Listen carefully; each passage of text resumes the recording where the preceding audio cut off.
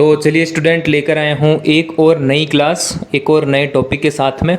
आज की हमारी क्लास का टॉपिक रहने वाला है टाइप ऑफ केमिकल रिएक्शंस। इससे प्रीवियस क्लास में मैंने आपको क्या क्या डिस्कस करवा दिया, थोड़ा सा ब्रीफ में उन सभी बच्चों को बता दूंगा जो डायरेक्ट इसी वीडियो को पहली बार देख रहे हैं मेरे चैनल के।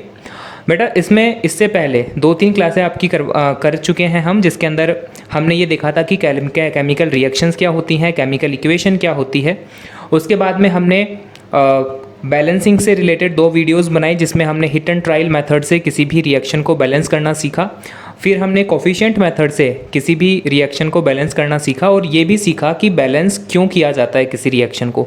अनबैलेंस्ड रिएक्शंस क्या होती है, स्केलेटल केमिकल इक्वेशंस क्या होती है, आपका बैलेंस्ड रिएक्शंस क्या होती है, इतनी सारी बातें हम कर चुके हैं। और अब हम पहुंच चुके हैं हमारे टॉपिक पर, जिसमें हमें पढ़ना है टाइप्स ऑफ केमिकल रिएक्शन। यहाँ तक उम्मीद करता हूँ कि आपको ये पता होगा कि केमिकल रिएक्शन क्या होती है, केमिकल इक्वेशन क्या होती है, और जितने भी टॉपिक हमने पढ़ चुके हैं वो सभी आपको आते हैं, ये उम्मीद करते हुए मैं आपसे चल रहा हूँ। ठीक है, तो चलिए अब आज क्लास हम स्टार्ट करते हैं। मल्टीपल टाइप ऑफ रिएक्शंस हमारे सिलेबस में है। अगर मैं टोटल छोटी बड़ी सारी इक्वेशन मिला करके अगर मैं बात करूं तो लगभग आपके 10 इक्वेशंस जो हैं, डिफरेंट टाइप की 10 इक्वेशंस हमारे सिलेबस में दी हुई है। तो सबको 1 बाय 1 करते हैं। फर्स्ट नंबर पे आ रखी है हमारे कॉम्बिनेशन रिएक्शन। आसान शब्दों में अगर मैं समझाऊं तो कॉम्बिनेशन रिएक्शन एक ऐसी केमिकल इक्वेशन है, एक ऐसी केमिकल रिएक्शन है जिसमें 2 या 2 से ज़्यादा रिएक्टेंट को आपस में जोड़ दिया जाता है और एक सिंगल प्रोडक्ट फॉर्म किया जाता है। फॉर एग्जाम्पल, जैसे मान लो आपके पास में शुरुआत के अंदर मैग्नीशियम था और साथ में आपके पास में ऑक्सीजन थी। दोनों को जब आपने आपस में रिएक्शन करवाया तो आपको मैग्नीशियम ऑक्साइड मिली। अब थोड़ा सा अगर ध्यान दोगे और number of reactant and product की तरफ अगर काउंट करने की देखोगे तो यहाँ आप नोट करोगे कि हमारे पास में 2 रिएक्टेंट हैं इस इक्वेशन में और एक सिंगल प्रोडक्ट ये बना रहे हैं आफ्टर द रिएक्शन। तो इस टाइप की जितनी भी रिएक्शन होगी जिसमें आपके पास में मल्टीपल रिएक्टेंट्स होंगे, खूब सारे रिएक्टेंट्स होंगे, 2 या 2 से ज़्यादा, और सब मिलकर के आपस में एक सिंगल प्रोडक्ट फॉर्म करेंगे, इस टाइप की रिएक्शन को आपका कहा जाता है आपका कॉम्बिनेशन रिएक्शन। डेफिनेशन मैंने लिख रखी है, chemical reaction in which 2 or more reactant combine together to form a single product said to be a combination reaction, है ना। तो जैसे मैंने इस एग्जाम्पल से आपको समझाया, एक और एग्जाम्पल से समझने की कोशिश करते हैं इसको। यहाँ पर लिख रखा है मैंने हाइड्रोजन गैस को जब ऑक्सीजन गैस के साथ में रिएक्शन करवाया तो हमें मिला वाटर का मॉलिक्यूल। ठीक है, तो यहाँ पर भी आप काउंट करोगे कि हमारे पास में 2 रिएक्टेंट थे, फर्स्ट एंड सेकंड। ये 2 रिएक्टेंट है क्योंकि ये एरो के लेफ्ट हैंड साइड में लिखे हुए हैं, और दोनों जब मिले तो आपस में मिलकर के इन्होंने सिंगल मॉलिक्यूल बनाया आपका वाटर का। इसको बोलते हैं हम वाटर। तो यहाँ पर भी हम नोट कर रहे हैं कि जो हमारी डेफिनेशन में जो बात कह रखी है वो सेटिस्फाई होती कि हमारे पास में 2 रिएक्टेंट थे, दोनों ने आपस में रिएक्शन करी और एक सिंगल जो है प्रोडक्ट फॉर्म किया। ठीक है, एक और रिएक्शन से समझते हैं। देखो, हमारे पास में था कार्बन को जब हमने बर्न किया, यानी कि ऑक्सीजन के साथ जब रिएक्शन करवाया तो हमें मिली कार्बन डाइऑक्साइड गैस। ये इक्वेशन आपको दे रखी है बर्निंग ऑफ कोल। बुक के अंदर से ही काफ़ी सारे एग्जांपल्स मैंने बुक के अंदर से ले रखे हैं। तो बुक के अंदर बर्निंग ऑफ कोल करके एक इक्वेशन दे रखी है जिसमें कार्बन की रिएक्शन करवाई जाती है ऑक्सीजन के साथ में और फिर कार्बन डाइऑक्साइड गैस प्रोड्यूस होती है। यहाँ पर भी अगर आप number of reactant and product count करोगे तो यहाँ पर देखने को मिलेंगे कि 2 रिएक्टेंट थे, दोनों आपस में कंबाइन होकर के इन्होंने एक सिंगल प्रोडक्ट बनाया, कार्बन डाइऑक्साइड। तो इस टाइप की जितनी भी रिएक्शन होगी उनको हम क्या कंसीडर करेंगे, ये की सारी ये कौन सी रिएक्शन होती है, कॉम्बिनेशन रिएक्शन। अब इसको याद रखने के लिए एक छोटी सी जनरल फॉर्म ऑफ इक्वेशन है, वो भी आप थोड़ा सा दिमाग में रख सकते हो, जो कि मैंने यहाँ पर लिख रखी है कि आपके पास में ए और बी ये रिएक्टेंट को रिप्रेजेंट कर रहे हैं। ए और बी कोई रिएक्टेंट थे, दोनों ने जब आपस में रिएक्शन करी तो इन्होंने एक सिंगल कंपाउंड बना लिया, एक सिंगल प्रोडक्ट बना लिया, ए बी। ठीक है, तो फिर बता देता हूँ मैं यहाँ पर, ए और बी ये दोनों क्या हैं, आपके रिएक्टेंट को रिप्रेजेंट कर रहे हैं, और जब दोनों कंबाइन हुए तो इन्होंने क्या बनाया, A B. This is a new substance, और जो न्यू सब्सटेंस होता है उसको अपन क्या बोलते हैं, प्रोडक्ट बोलते हैं। ठीक है, तो इस जनरल इक्वेशन से भी आप कॉम्बिनेशन रिएक्शन को याद रख सकते हो, A+B एरो लगा करके AB। कुछ और एग्जांपल की हेल्प से मैं यहाँ पर वापस से आपको समझाने की कोशिश करता हूँ। देखो यहाँ पर फिर हमने ले रखा है हाइड्रोजन गैस को, और बेटा थोड़ा सा देखो, आप सीखना शुरू करो, आप थोड़ा सा लिखना शुरू करो, ठीक है। जैसे देखो हाइड्रोजन गैस होती है, हाइड्रोजन जो है, सॉरी आपका जैसे मैं बात कर रहा हूँ आपका हाइड्रोजन एलिमेंट की, सबसे फर्स्ट नंबर पे आता है पीरियोडिक टेबल में। अब हाइड्रोजन का एक एटम जो है वो तो होता है H, बट हाइड्रोजन एटमॉस्फेयर के अंदर, प्रैक्टिकल वे के अंदर, रियल लाइफ सिचुएशन के अंदर अगर हम देखें कि हाइड्रोजन का एलिमेंट कैसे एग्जिस्ट करता है नेचर में, तो वो आपका गैसियस फॉर्म में एग्जिस्ट करता है, गैसियस फॉर्म में, जिसको हम बोलते हैं आपका हाइड्रोजन गैस। और उस गैसियस फॉर्म का सिंबल हम लिखते हैं H2, ठीक है। ये H2 क्या है, हाइड्रोजन गैस को रिप्रेजेंट करता है। तो देखो यहाँ पर मैंने लिखा हाइड्रोजन गैस। अब इस हाइड्रोजन गैस को अगर हम क्लोरीन गैस के साथ में, Cl होता है क्लोरीन के लिए, और अगर क्लोरीन गैसियस फॉर्म में है तो उस गैसियस फॉर्म का फॉर्मूला बनता है Cl2। तो ये है आपका क्लोरीन की गैस। अब दोनों गैस को जब हमने आपस में रिएक्शन करवा दी तो हमें मिला है HCl, इसको बोलते हैं हम हाइड्रोक्लोरिक एसिड, हाइड्रोजन क्लोराइड बोलते हैं। और हाइड्रोक्लोरिक एसिड एक वेल नोन नेम है, शायद आपने 7th 8th में पढ़ा भी है इस नाम को। स्टमक के अंदर भी मिलता है, हमारे डाइजेस्टिव सिस्टम के अंदर। तो ये जो है अगेन आप देखोगे कॉम्बिनेशन रिएक्शन है। क्यों? अगेन यहाँ पर दो रिएक्टेंट है, एक सिंगल प्रोडक्ट फॉर्म कर रहे हैं। अब कुछ और एग्जाम्पल है जिसमें जस्ट आप नोट डाउन करना, मैं रीड करवाऊंगा, आप नोट डाउन करना कि दो रिएक्टेंट होंगे, एक प्रोडक्ट बनेगा। हाइड्रोजन गैस है, नाइट्रोजन गैस है, दोनों ने मिक्स करके NH3 बना लिया। NH3 आपके लिए अभी हो सकता है नया होगा, उम्मीद करता हूँ जो बच्चे पढ़ने वाले हैं उनको पढ़ा हुआ याद आया होगा। 9th क्लास में हमने पढ़ा था NH3 अमोनिया, ठीक है, इसको क्या बोलते हैं, अमोनिया। आपने NH4 पढ़ा है जिसको बोलते हैं ammonium, it is a polyatomic ion, ठीक है, अमोनियम। तो उसी के जैसा होता है अमोनिया, बस इसमें एक हाइड्रोजन एटम कम होता है, ठीक है। उसके बाद में देखो इस रिएक्शन को देखो, यहाँ पर मैंने लिख रखा है मैग्नीशियम ऑक्साइड, और मैग्नीशियम ऑक्साइड को मैंने किस में मिला दिया है, H2O, और H2O के आगे लिख रखा है L। L रिप्रेजेंट करता है लिक्विड को, यानी यहाँ पर ये जो H2O है ये क्या है आपका, ये है आपका वाटर, है ना। फर्स्ट क्लास में, जिसमें एकदम स्टार्टिंग में जिस दिन मैंने चैप्टर शुरू करवाया था, जिस दिन मैं आपको ये बता रहा था कि केमिकल रिएक्शन क्या होती है, केमिकल इक्वेशन क्या होती है, उसमें मैंने आपको बताया था कि किसी भी केमिकल इक्वेशन को लिखते टाइम पे हम फिजिकल स्टेट मेंशन करते हैं, है ना। स्टेट का मतलब था यहाँ पर सॉलिड, लिक्विड, गैस, है ना। तो ये याद होगा, एक अपन ने पढ़ा था एक्वस याद आ रहा होगा, ठीक है। एक्वस चलो इस क्लास में मैं नहीं बताता हूँ, ये आपका कमेंट के लिए मैं रिप्लाई करने के लिए छोड़ता हूँ कि एक्वस का आपको मतलब बताना है कमेंट करके कि सर एक्वस का मतलब ये होता है, ठीक है। ये आपका खुद का डू योरसेल्फ वाला वर्क है। तो यहाँ पर अगेन देखो, यहाँ पर हमारे पास में था मैग्नीशियम ऑक्साइड, उस मैग्नीशियम ऑक्साइड को हमने मिला दिया है पानी में, और हमें क्या मिला फिर, मैग्नीशियम हाइड्रोक्साइड मिला है। तो ये हम क्या देख रहे हैं, वही बात हो गई कि दो रिएक्टेंट हैं एक प्रोडक्ट बन रहा है, दो रिएक्टेंट है एक प्रोडक्ट बन रहा है। जरूरी नहीं है कि दो ही होंगे, दो से ज़्यादा भी हो सकते हैं। बाकी यहाँ जो मैंने एग्जांपल्स लिख रखे हैं इन सब में मैंने दो रिएक्टेंट ले रखे हैं, ठीक है। अगेन आप देखोगे ये है आपका कैल्शियम ऑक्साइड, ठीक है। कैल्शियम ऑक्साइड को आपने वाटर में मिला दिया, तो वाटर में मिलाने के बाद में क्या बना आपका, कैल्शियम हाइड्रोक्साइड बना। तो समझ में आ गया होगा शायद इतने सारे एग्जाम्पल करवाने के बाद में कि केमिकल आपका जो कॉम्बिनेशन रिएक्शन है, ये कॉम्बिनेशन रिएक्शन आखिर है क्या चीज़। कॉम्बिनेशन रिएक्शन एक ऐसी रिएक्शन है जिसमें हम दो या दो से ज़्यादा रिएक्टेंट को आपस में मिला करके एक सिंगल प्रोडक्ट फॉर्म करते हैं, ठीक है। ये सारी इक्वेशन जो है एग्जाम्पल्स हैं, ये सारे आप नोट डाउन कर सकते हो अपने नोट्स के अंदर। उसके बाद में अब हम चलते हैं हमारे सेकेंड टाइप ऑफ इक्वेशन पे, जिसको बोलते हैं हम डीकम्पोजिशन रिएक्शन। जो अभी हमने सीखा ये ठीक उसका उल्टा होता है। कैसे? इसमें हमारे पास में एक सिंगल रिएक्टेंट रहता है और ये सिंगल रिएक्टेंट मल्टीपल प्रोडक्ट्स के अंदर आपका ब्रेक डाउन हो जाता है। A chemical reaction in which a single reactant broken down into two or more product is said to be a decomposition reaction। सबसे आसान शब्दों में लिखी हुई डेफिनेशन से बेटा इस नोट्स के अंदर आप थोड़ा सा मेरे साथ में पूरी वीडियो को देखने की कोशिश करना। हो सकता है वीडियो बड़ी बन जाए, बट ये जो डेफिनेशंस आप यहाँ देखोगे बहुत आसान है। एक बार मैं आपको मतलब रीड आउट करोगे ना उसी के साथ में आपको याद भी हो जाएगी।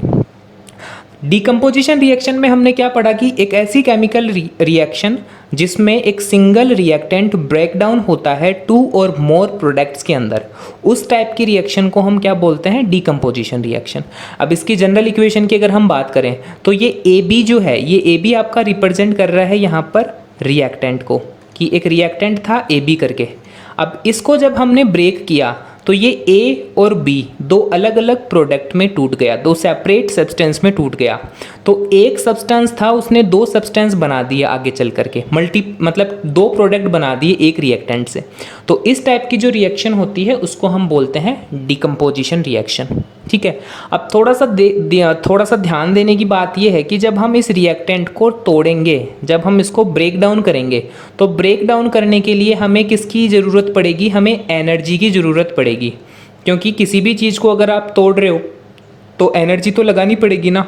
तो यहाँ पर मैंने लिख रखा है कि depending on the type of energy we use to break the reactant, decomposition reactions are following type. अब फॉलोइंग टाइप में आपके 3 टाइप की डिकम्पोजिशन रिएक्शन हमें बता रखी है। First one thermal decomposition reaction, जिसके अंदर थर्मल का मतलब होता है बेटा हीट से। तो यहाँ पर नाम से ही आपको समझ में आ रहा होगा कि एक ऐसी डिकम्पोजिशन रिएक्शन जिसमें हम हीट एनर्जी का यूज़ में लेंगे रिएक्टेंट को ब्रेक डाउन करने के अंदर। यह है आपकी फर्स्ट टाइप की डिकम्पोजिशन रिएक्शन। उसके बाद में आता है आपका इलेक्ट्रोलाइटिक डिकम्पोजिशन रिएक्शन। इस डिकम्पोजिशन रिएक्शन के अंदर हम इलेक्ट्रिकल एनर्जी की यूज़ लेंगे रिएक्टेंट को ब्रेक डाउन करने के लिए। So this is the second type of decomposition reaction. और थर्ड आपकी आती है फोटो डिकम्पोजिशन रिएक्शन। ये जो फोटो वर्ड बनता है ये बनता है आपका सनलाइट से, ये इसका मतलब होता है आपका सनलाइट। तो इसके अंदर क्या होगा, हम किसकी सोलर एनर्जी को यूज़ लेंगे आपका रिएक्टेंट को ब्रेक डाउन करने में। तो depending on the type of energy we use to break the reactant, 3 type की आपकी डिकम्पोजिशन रिएक्शन हो जाएगी। एक बार फिर से नाम को पढ़ लेते हैं। फर्स्ट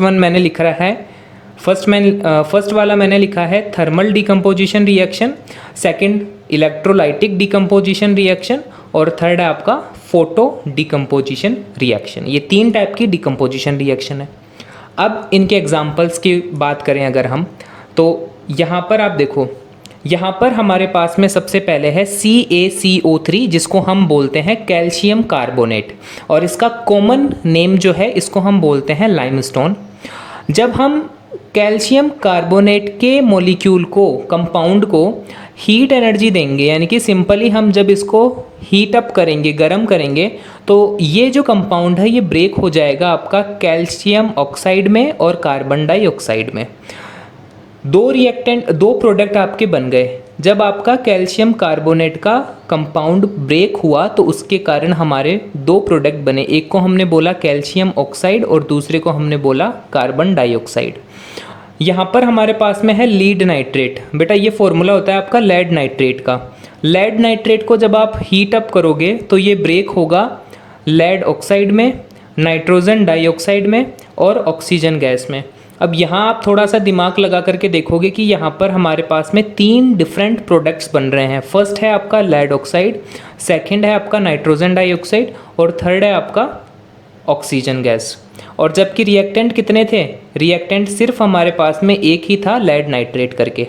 तो यहाँ पर भी आप ये देख रहे हो कि एक सिंगल रिएक्टेंट मल्टीपल प्रोडक्ट्स में ब्रेक हो रहा है। इस टाइप की रिएक्शन को हम क्या बोलते हैं, आपका डिकम्पोजिशन रिएक्शन बोलते हैं।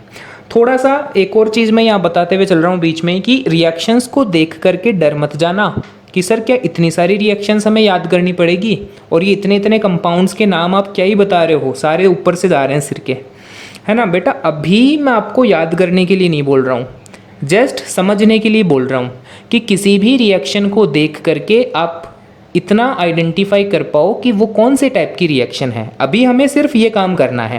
थोड़े दिनों बाद में जब हम इन सभी इक्वेशन से यूज टू हो जाएंगे, यानी कि इनको जब हम 1-2 बार पढ़ लेंगे उसके बाद में हम इनको याद करना स्टार्ट करेंगे। अभी आपको याद करने वाली टेंशन नहीं लेनी है दिमाग में कि सर इनको याद कैसे करेंगे, ये तो बहुत बड़ी बड़ी इक्वेशंस हैं, सर ये PbNO32 ये क्या है, इनको नाम वगैरह ये सब मैंने लिखे तो हैं। जैसे आप यहाँ देखोगे कैल्शियम ऑक्साइड है, कैल्शियम ऑक्साइड के नीचे मैंने इसका कॉमन नेम लिख रखा है, इसको क्विकलाइम बोलते हैं। मैंने लिखे हैं ताकि अभी जब मैं आपको इनको पढ़ा रहा हूँ तो आप बार बार में इन जब नामों को सुनोगे तो ये आपके दिमाग में धीरे धीरे सेट होने लग जाएंगे। बट अभी मैं इनको याद करने के लिए नहीं बोल रहा हूँ, तो डरना नहीं है ना। वीडियो को छोड़ करके मत भाग जाना कि सर क्या ही बताने लग गए, है ना। सबसे हार्ड वाली टाइप की वीडियो बना रखी है सर ने, तो ये सब नहीं है। अभी केवल आपको जस्ट मेरा मोटिव ये है कि इक्वेशन को देखो और इक्वेशन को देख करके उसकी टाइप आप आइडेंटिफाई करने की कोशिश करो कि ये कौन से टाइप की इक्वेशन आपको दे रखी है ना। तो जैसे मान लो फॉर एग्जांपल अगर मैं आपको यहाँ दे करके पूछूं कि जैसे मान लो मैंने आपको लिखा है H2, ये एक गैस है, प्लस O2 ऑक्सीजन, ये भी एक गैस है। दोनों जब मिली तो इन दोनों ने मिल करके बना दिया आपका H2O। ठीक है, अभी इसको मैंने बैलेंस नहीं किया बट इतना मैंने लिखा। अब सिंपली आप देख करके बताओ कि ये कौन से टाइप की इक्वेशन हो सकती है। देखो यहाँ पर मैंने लिख रखा है रिएक्टेंट, यहाँ पर मैंने लिख रखा है रिएक्टेंट, दो रिएक्टेंट है, दोनों रिएक्टेंट आपस में रिएक्ट करके क्या बना रहे हैं सर, एक प्रोडक्ट, सिंगल प्रोडक्ट बना रहे हैं। तो क्या हम इसको बोल सकते हैं कि ये कॉम्बिनेशन रिएक्शन है ना। वीडियो को पॉज करके आसान सोच करके देखो, दो रिएक्टेंट दे रखे हैं, दो रिएक्टेंट को जोड़ने से एक सिंगल प्रोडक्ट बन रहा है। तो ये कौन से टाइप की इक्वेशन होगी, कौन से टाइप की रिएक्शन होगी, ये कॉम्बिनेशन रिएक्शन होगी। बस इतना ही काम आपको मैं सिखा रहा हूँ अभी के लिए। ये जो मैंने अभी लिखी है ये भी एक एग्जाम्पल होता है बेटा आपका कॉम्बिनेशन रिएक्शन का। ठीक है, चलो फिर से चलते हैं डिकम्पोजिशन पे। ये वाली हमने पढ़ ली, ये हमने पढ़ ली। अब हम बात करते हैं थर्ड इक्वेशन की। यहाँ पर लिखा है मैंने बेटा फेरस सल्फेट। फेरस सल्फेट का फॉर्मूला होता है FeSO4, FeSO4। ठीक है, जब FeSO4 के कंपाउंड को गर्म करेंगे, यानी कि फेरस सल्फेट को जब हम हीट करेंगे तो ये ब्रेक होगा तीन प्रोडक्ट में। एक बनेगा आपका फेरिक ऑक्साइड जिसका फॉर्मूला होता है Fe2O3, this is called ferric oxide. एक बनता है आपका सल्फर डाइऑक्साइड गैस और एक बनती है आपकी सल्फर ट्राइऑक्साइड गैस, है ना। तो ये तीन प्रोडक्ट बनेंगे, फर्स्ट, सेकंड और थर्ड। और रिएक्टेंट कितने हैं यहाँ पर, एक रिएक्टेंट था। तो ये अगेन आपका किसका एग्जाम्पल हो जाएगा, डिकम्पोजिशन का एग्जाम्पल हो जाएगा। ठीक है, अच्छा अब मैंने जब इतनी सारी बातें आपको बता दी तो थोड़ा सा आप ये भी ध्यान रखते हुए चलना। अब आगे वाली जो रिएक्शंस हम पढ़ेंगे उसमें आप ये जो मैं स्टेट लिखता हूँ ना, यहाँ पर G है, जैसे यहाँ पर G लिख रखा है, यहाँ पर मैंने S लिख रखा है, इनका भी थोड़ा सा आपका ध्यान इन पर भी रहना चाहिए। कंपाउंड आपको नाम समझने हैं सभी कंपाउंड के कि किसको क्या बोलते हैं, किसका क्या फॉर्मूला बन रहा है, और उनकी फिजिकल स्टेट को भी आपको थोड़ा सा दिमाग में रखते हुए चलना है, समझते हुए चलना है। ठीक है, तो चलिए आगे बढ़ते हैं अगली इक्वेशन के ऊपर। आगे जो है, एक सेकेंड, आगे जो है एक रिएक्शन दे रखी है ये वाली, इसमें मैंने लिख रखा है H2O। बेटा सब बता सकते हो क्योंकि सब 10th क्लास में आ गए, है ना। H2O जो है वो किसका फॉर्मूला होता है, H2O सर वाटर का फॉर्मूला होता है। कोई बच्चा अगर अभी भी नहीं बता पा रहा है ना कि H2O किसका फॉर्मूला होता है तो बेटा उसको बहुत ज़्यादा मेहनत की ज़रूरत है। अब देखो एक और चीज़ बता देता हूँ मैं यहाँ पे, H2O के साथ के H2O से ही बता देता हूँ। जैसे कि H2O हम देखते हैं H2O, ठीक है। अब H2O के फॉर्मूले को हम तीन तरीके से लिख सकते हैं। कैसे लिख सकते हैं सर, H2O L लगा करके, ये तो मैंने 2-3 जगह लिख रखा है और आपने भी शायद नोट किया होगा। H2O के बाद में हमेशा मैंने अभी तक जहाँ पर भी लिख रखा है L लगा रखा है। L किसको रिप्रेजेंट करता है, लिक्विड स्टेट को रिप्रेजेंट करता है। अब थोड़ा सा ध्यान दो कि अगर H2O लिक्विड स्टेट में है तो उसको हम क्या बोलते हैं सर, सिंपल वाटर, पानी, है ना, जो अपन पीते हैं वो होता है लिक्विड स्टेट वाला वाटर। अगर कहीं पर आपको H2O और आगे S लिखा हुआ मिल जाए, इस तरीके से लिखा हुआ मिले अगर आपको, तो ये S का मतलब क्या होता है, सॉलिड। अब देखो कि H2O सॉलिड स्टेट में कब हो सकता है, जाहिर सी बात है कि जब वो आइस की फॉर्म में होगा, बर्फ़ की फॉर्म में होगा, तब वो सॉलिड फॉर्म में होगा। तो H2O को ही अगर आपको आइस की फॉर्म में रिप्रेजेंट करना है तो आपको S लगाना पड़ेगा, सॉलिड लिखना पड़ेगा। कई रिएक्शंस ऐसी होती हैं जिसके अंदर हम वेपर से रिएक्शन करवाते हैं किसी भी चीज़ को। तो अगर आपको वेपर बनानी है, वाटर की अगर वेपर बनानी है, यानी कि गैसियस स्टेट में अगर पानी को लिखना है, तो आप क्या लिखोगे, H2O और आगे लगा दोगे G। अब ये G किसको रिप्रेजेंट कर रहा है, ये G रिप्रेजेंट कर रहा है आपके गैस वाले स्टेट को, और गैस के स्टेट को ही हम क्या बोलते हैं, वेपर बोलते हैं। और इसको ही हम क्या बोलते हैं, स्टीम, यानी कि भाप जिसको अपन बोलते हैं, यानी कि हॉट, बहुत ज़्यादा गर्म जब हो जाता है पानी तो वो वेपर में कन्वर्ट हो जाता है। तो वेपर को कैसे लिखते हैं आप, H2O के आगे लगा दोगे G। तो सीखने वाली बात यहाँ पर यह है कि कंपाउंड का फॉर्मूला सेम है बट स्टेट चेंज हो रहे हैं, और स्टेट चेंज होने से आपकी वाटर, आइस और आपके वेपर इस तरीके से चेंज हो रहे हैं, ठीक है। तो ये केवल वाटर के केस में आपको देखने को मिलेगा, क्योंकि वाटर ही एक ऐसा मतलब कॉमन मॉलिक्यूल है जो तीनों स्टेट में एक साथ एग्जिस्ट कर सकता है। बाकी कंपाउंड्स आपको हर एक स्टेट में एग्जिस्ट करने वाले नहीं मिलेंगे। जैसे आप देखोगे कि जहाँ पर भी आपको H2 हाइड्रोजन मिलेगी वो हमेशा गैसियस स्टेट में मिलेगी। क्लोरीन जहाँ पर भी मिलेगी वो आपको हमेशा गैसियस स्टेट में ही मिलेगी। ऑक्सीजन की जब कभी भी हम बात करेंगे, O2 की जब कभी भी हम बात करेंगे तो वो हमेशा गैसियस स्टेट में ही देखने को मिलेगी। तो ये थोड़ी सी चीज़ें जब आप बार बार इन रिएक्शंस को पढ़ोगे तो ये आपकी मतलब मेमोरी में सेट हो जाएगी। इस रिएक्शन पे फिर से लौटते हैं। देखो यहाँ पर हमारे पास में क्या दे रखा था, हमारा वाटर का मॉलिक्यूल दे रखा था। वाटर का मॉलिक्यूल है, इसमें हमने जब इलेक्ट्रिकल एनर्जी पास आउट करी, एक्टिविटी बुक के अंदर है इलेक्ट्रोलाइसिस ऑफ वाटर, वो एक बार एक्टिविटी पूरी रीड करना, उससे आप अच्छे से समझ जाओगे ये किसकी बात कर रहा हूँ मैं। वाटर में जब हम इलेक्ट्रिसिटी को पास आउट करेंगे तो ये वाटर का मॉलिक्यूल ब्रेक डाउन हो जाएगा और इसमें से हाइड्रोजन गैस और ऑक्सीजन गैस मिलेगी। यहाँ अगर आप देखते हो तो हमारे पास में दो प्रोडक्ट बने हैं एक रिएक्टेंट से, तो again it is a type of decomposition reaction. अच्छा, अब डीकम्पोजिशन रिएक्शन में भी कौन सी टाइप की डीकम्पोजिशन रिएक्शन है, ये इलेक्ट्रोलाइटिक डीकम्पोजिशन रिएक्शन है, क्योंकि हमने एनर्जी कौन सी यूज़ में ली है, इलेक्ट्रिकल एनर्जी यूज़ में ली है। तो ये कौन से टाइप की रिएक्शन हो जाएगी, आपकी इलेक्ट्रोलाइटिक डीकम्पोजिशन रिएक्शन हो जाएगी। एक और एग्जांपल देखते हैं इलेक्ट्रोलाइटिक डीकम्पोजिशन रिएक्शन का। यहाँ पर आपके पास में NaCl था, इसको बोलते हैं हम सोडियम क्लोराइड, ठीक है, इसको सॉल्ट भी बोलते हैं। कॉमन सॉल्ट का फॉर्मूला होता है ये, कॉमन सॉल्ट जो आप नमक, सफ़ेद नमक जो आप खाते हो ना घर पे, उसका फॉर्मूला है NaCl। ये जब आप इसमें जब आप NaCl मतलब इलेक्ट्रिकल एनर्जी को पास आउट करोगे तो ये दो आयंस में टूटेगा, एक बन जाएगा आपका सोडियम का आयन और एक बन जाएगा आपका क्लोरीन का आयन, गैस बन जाएगी वो। तो ये भी आपका अगेन क्या हो गया, डीकम्पोजिशन रिएक्शन हो गया, इलेक्ट्रोलाइटिक डीकम्पोजिशन रिएक्शन। एक और एग्जाम्पल लेकर के आया हूँ मैं यहाँ पर, जिसमें आपके पास में है एल्यूमिना। बेटा एल्यूमिना बोलते हैं आपके Al2O3 को, एल्यूमिनियम ऑक्साइड बोल सकते हो इसको सिंपली आप, जिसको कॉमन नेम एल्यूमिना है। ये होता है आपका मोल्टन स्टेट में। अब ये एक नई चीज़ आ गई कि सर ये मोल्टन वगैरह क्या लिख दिया आपने, यहाँ पे गलती तो नहीं कर दी यहाँ पर लिखने में। अब देखो, जैसे मैं आपको स्टेट के बारे में बता रहा था अभी कि एक सॉलिड स्टेट होती है, एक लिक्विड स्टेट होती है, एक गैस वाली स्टेट होती है, एक स्टेट होती है आपकी AQ लिखते हैं आपका एक्वस स्टेट को, एक्वस स्टेट है ना, जो कि आपको खुद से बतानी है मेरे को कमेंट करके कि एक्वस स्टेट कौन सी होती है। यहीं पर एक और स्टेट होती है जिसको हम बोलते हैं मोल्टन स्टेट।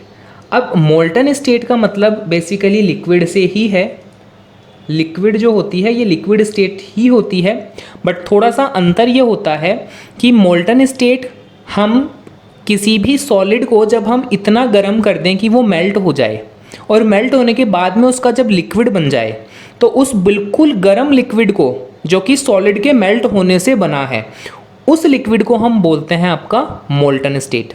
ठीक है, थोड़ा सा आपने समझ लिया होगा, समझ में आया होगा, बहुत ही सिंपल शब्दों में मैंने समझाया कि किसी सॉलिड को आपने इतना गर्म कर दिया कि वो अब मेल्ट होकर के लिक्विड बना है, उस लिक्विड को हम क्या बोलेंगे, उसको बोलेंगे हम कि वो मोल्टन स्टेट में है ना। तो जैसे मान लो कि आपके पास में आयरन था। अब आयरन अगर आप जनरली देखोगे तो वो सॉलिड स्टेट में होता है, रूम टेम्परेचर पे जो आयरन है वो सॉलिड स्टेट में होता है। बट मान लो कि किसी ने आयरन को इतना ज़्यादा गर्म कर दिया कि अब आयरन मेल्ट हो गया, ठीक है, लिक्विड में आ गया। अब उस आयरन के आगे हम क्या लिखेंगे, उस आयरन के आगे हम लिखेंगे मोल्टन स्टेट। ठीक है, उसके आगे हम लिक्विड नहीं लिखेंगे। काफ़ी सारे क्वेश्चन पूछेंगे बच्चे कि सर क्या हम उसको Fe लिक्विड लिख सकते हैं। बेटा लिक्विड नहीं लिखना, क्योंकि लिक्विड क्या है, ये उसकी जनरल फॉर्म नहीं है, मतलब रूम टेम्परेचर पे वो लिक्विड फॉर्म में नहीं होता, रूम टेम्परेचर पे वो सॉलिड फॉर्म में होता है। उसको तो हमने चला करके बना दिया लिक्विड फॉर्म में, और बनाया भी कैसे, उसको मेल्ट करके बनाया। इसलिए वहाँ पर हम लिखेंगे आपका मोल्टन स्टेट। ये बहुत बहुत कम रिएक्शंस में आपको देखने को मिलेगा कि मोल्टन कहीं आपको लिखा हुआ आ जाए। बाकी ये रिएक्शन आपकी 11th-12th क्लास से मैंने लिए, ये 10th क्लास में है भी नहीं इक्वेशन। इलेक्ट्रिकल एनर्जी की केवल ये एक ही रिएक्शन आपकी बुक में दे रखी है, तो कुछ एक्स्ट्रा रिएक्शंस भी मैं लेकर के आया हूँ, वो आप नोट डाउन कर सकते हो। बाकी इसमें आप देखोगे कि एल्यूमिना जब ब्रेक होगा तो एल्यूमिनियम बन जाएगा और आपका ऑक्सीजन गैस बन जाएगी। चलो फिर आगे वाली रिएक्शन पे चलते हैं। आगे वाली रिएक्शन के अंदर है आपका लेड ब्रोमाइड PbBr2। ये भी आपका इलेक्ट्रिकल एनर्जी है, इसको भी आप ब्रेक डाउन करोगे तो लेड बन जाएगा और ब्रोमीन गैस बन जाएगी। ये सारी रिएक्शन अब आप खुद से भी समझ सकते हो, ठीक है।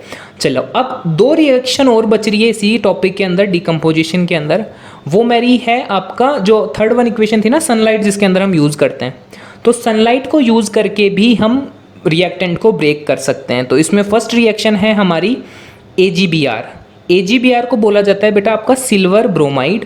ये सिल्वर ब्रोमाइड इतना है, मतलब इसको आप कटोरी में डाल के धूप में रखोगे ना तो ये AgBr मतलब ब्रेक हो जाएगा, है ना, धूप से ही ब्रेक हो जाएगा। और ब्रेक होने के बाद में क्या बनेगा, सिल्वर जो है वो सॉलिड स्टेट में अलग हो जाएगा और ब्रोमीन गैसियस स्टेट में अलग हो जाएगी। इस तरीके से ये डिकम्पोज हो जाएगा, ठीक है। कब, जब आप इसको सोलर एनर्जी में रखोगे, ठीक है। इसी तरीके की एक और रिएक्शन इसी के साथ में बुक में दे रखी है सिल्वर क्लोराइड की भी।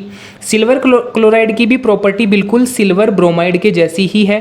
सिल्वर क्लोराइड को भी जब आप धूप में रखोगे तो ये भी डिकम्पोज होकर के सिल्वर अलग हो जाएगा और क्लोरीन गैस अलग हो जाएगी।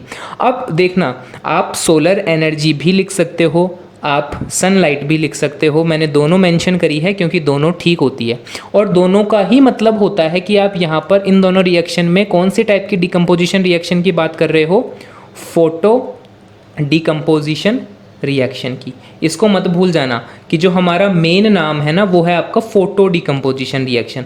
और ये जो फोटो वर्ड होता है, ये फोटो वर्ड आता है आपका सनलाइट के लिए, और जो सनलाइट है उसी को ही आप क्या लिख सकते हो आगे चल करके, सोलर एनर्जी लिख सकते हो। तो ये आप सनलाइट लिखो चाहे सोलर एनर्जी लिखो, दोनों बिल्कुल ठीक होगी, ठीक है। अच्छा, एक यहाँ पर मैंने ये चीज़ आपको नहीं बताई कि ये जो मैंने साइड में लिख रखा है used in black and white photography, ये दोनों ही रिएक्शन जो मैंने लिखी है यहाँ पर, ये दोनों ही रिएक्शन यूज में ली जाती है आपका ब्लैक एंड वाइट फोटोग्राफी के अंदर। और इससे आपका PYQ प्रीवियस ईयर क्वेश्चन बना हुआ है, इसलिए मैंने ये नोट करके ये चीज़ मैंने यहाँ पर लिखी कि थोड़ा सा आपको ध्यान में रह जाए। दोनों रिएक्शंस इंपॉर्टेंट है। इंपॉर्टेंट क्यों है, क्योंकि दोनों ही reaction black and white photography के काम में आती है। अब ये हुई हमारी 2 अलग अलग टाइप की रिएक्शन। आगे भी कई सारी रिएक्शन मैंने आपको बताया था, 10 रिएक्शन है लगभग। तो 10 को एक ही वीडियो के अंदर मैं कवर करवा दूं, मेरे लिए पॉसिबल नहीं है, ना आपके लिए पॉसिबल है कि आप इतना बड़ा वीडियो एक साथ देखोगे। तो आज की वीडियो में मैं केवल ये 2 ही रिएक्शन कवर करवा रहा हूँ, बट कुछ डाउट्स जो हो सकता है कि आपके दिमाग में चल रहे होंगे, उनका थोड़ा सा मैं यहाँ पर आपको आंसर देने की कोशिश करूँगा। देखिए, एक डाउट मेरे दिमाग में बना कि आप पूछ सकते थे, इसके बाद में डिस्प्लेसमेंट रिएक्शन अगली, वो अपन अगली क्लास में स्टार्ट करेंगे। एक रिएक्शन मैं यहाँ पर लिखता हूँ CO2 प्लस H2O, एरो लगा करके, सनलाइट, और यहाँ लिखेंगे हम ग्लूकोज, यहाँ लिखेंगे हम ऑक्सीजन, और यहाँ लिखेंगे हम वाटर, और एरो के नीचे लिखा हुआ होता है क्लोरोफिल। अब मेरा क्वेश्चन ये है कि इस रिएक्शन को देख करके बताओ कि ये कौन से टाइप की रिएक्शन है, ठीक है। अब कई सारे बच्चे सनलाइट को देखते ही बोलेंगे कि सर ये तो फोटो डिकम्पोजिशन रिएक्शन है। बेटा यही गलती आपको नहीं करनी है कि जिस रिएक्शन के अंदर सनलाइट लिखा होगा वो सारी की सारी रिएक्शंस फोटो डिकम्पोजिशन रिएक्शन नहीं होती है। ये गलती आप मत कर देना। काफ़ी सारे बच्चों ने की है गलतियाँ, पेपर में मैंने देखा है, लास्ट ईयर पेपर में या उससे पहले पेपर में, जब मैं कॉपीज चेक करता हूँ टेस्ट की या एग्ज़ाम की, तब मैं देखता हूँ बच्चे गलती करते हैं। सनलाइट को देख करके सीधा बच्चा क्या करेगा, इसको फोटो डिकम्पोजिशन रिएक्शन समझ लेगा। बट बेटा थोड़ा सा रिएक्टेंट और प्रोडक्ट पे जब आप ध्यान दोगे तो बेटा क्या यहाँ पर सिंगल रिएक्टेंट लिखा हुआ है क्या? यहाँ पर तो सर 2 रिएक्टेंट लिखे हुए हैं, है ना। जबकि हमने डिकम्पोजिशन रिएक्शन की डेफिनेशन में क्या पढ़ा कि रिएक्टेंट सिंगल होता है, रिएक्टेंट सिंगल होता है, बट यहाँ पर आपके 2 रिएक्टेंट है, एक कार्बन डाइऑक्साइड है और एक वाटर है। तो इसको हम डिकम्पोजिशन रिएक्शन नहीं बोल सकते, याद रखना। काफ़ी सारे बच्चे करते हैं। बहरहाल इसका नाम याद आया आपको, ये है क्या, इसका नाम क्या है आपका, इसका नाम, हाँ कई बच्चे बता रहे हैं, इसको बोलते हैं हम फोटोसिंथेसिस।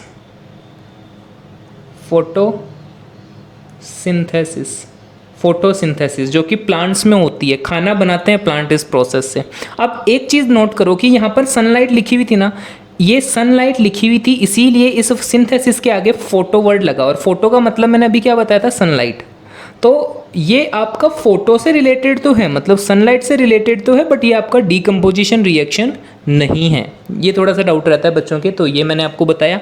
एक और डाउट, और जो मेजर डाउट है, जो काफ़ी बच्चे हो सकता है गलती कर दोगे, एक ये रिएक्शन आप देख रहे हो यहाँ मैंने लिख रखा है, थोड़ा सा इसको थोड़ा सा समझने की कोशिश करना। यहाँ पर मैंने लिखा था H2O, थोड़ा सा सही कर देता हूँ मैं इसको। यहाँ पर मैंने लिख रखा है आपका हाइड्रोजन गैस थी, हाइड्रोजन गैस के साथ में जब हमने ऑक्सीजन गैस को मिलाया तो यहाँ पर हमारा बन रहा था वाटर, ठीक है ना। यहाँ हमारा क्या बन रहा था, आपका वाटर बन रहा था। अब थोड़ा सा समझ में आ रहा होगा ये 2 भी लग रहा था यहाँ पे। हाइड्रोजन गैस थी, हाइड्रोजन गैस को हमने ऑक्सीजन गैस के अंदर मिला दिया तो हमारा वाटर बन गया। अब थोड़ा सा अगर आप नीचे देखोगे तो ये वाली रिएक्शन आप थोड़ा सा ध्यान दोगे तो इस रिएक्शन में आप देख रहे हो कि सर पहले हमारे पास में वाटर था, वाटर को जब अंदर हमने इलेक्ट्रिसिटी को पास किया तो ये ऑक्सीजन में टूटा है और ऑक्सीजन में ब्रेक हुआ, यानी कि 2 रिएक्टेंट बन गए। यानी कि जो आपकी कॉम्बिनेशन रिएक्शन थी, ठीक उसको उल्टा करके अगर आपने लिखा तो वो डीकम्पोजिशन रिएक्शन बन गई। ठीक है, देख रहे हो, जैसे मान लो कि मैंने लिखा था H2 था, उसके अंदर O2 मिलाया तो आपका H2O बन गया। और एक जगह भी मैंने लिख रखा है कि H2O था, उसके अंदर जब आपने इलेक्ट्रिकल एनर्जी पास आउट करी तो वो ब्रेक होकर के H2 और O2 में टूट गया। ये है आपका डीकम्पोजिशन रिएक्शन, ये है आपका कॉम्बिनेशन रिएक्शन, जस्ट आपको उल्टा करके लिखा है ना। कुछ रिएक्शंस में बेटा ये पॉसिबल है कि जो कॉम्बिनेशन रिएक्शन है उसका उल्टा करके आप उसको डीकम्पोजिशन रिएक्शन में लिख सकते हो, बट ये काम आप हर एक इक्वेशन के साथ में नहीं कर सकते। इस चीज़ को भी दिमाग में रखते हुए चलना, क्योंकि काफ़ी सारे जो पढ़ने वाले बच्चे होते हैं ना, वो क्या करेंगे कि सर हम कॉम्बिनेशन रिएक्शन के एग्जांपल्स को याद कर लेंगे और उसको उल्टा कर करके डीकम्पोजिशन में लिख देंगे, जबकि ये सीन जो है थोड़ा सा गलत हो जाएगा, क्योंकि हर एक रिएक्शन रिवर्सिबल रिएक्शन नहीं होती है। ध्यान रखना, मैंने क्या वर्ड बोला कि हर एक रिएक्शन रिवर्सिबल रिएक्शन नहीं होती है। यहाँ पर हम ये तो देख रहे हैं कि ये वाली तो सर चलो पॉसिबल है, प्रैक्टिकल अगर आप देखोगे तो ये पॉसिबल है, करेक्ट है।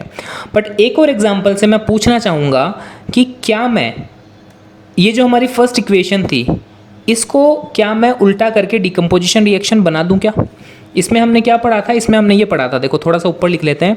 हमारे पास में मैग्नीशियम का रिबन था, मैग्नीशियम के रिबन को ऑक्सीजन की प्रेजेंस में जब बर्न करा तो मैग्नीशियम ऑक्साइड बन गई। और ये मैग्नीशियम ऑक्साइड क्या होती है बेटा, ऐश होती है, राख। ये क्या होती है, राख होती है। किसकी राख है ये, आपका मैग्नीशियम का जो हमारे पास में रिबन हमने ले रखा था उस रिबन की ये राख है।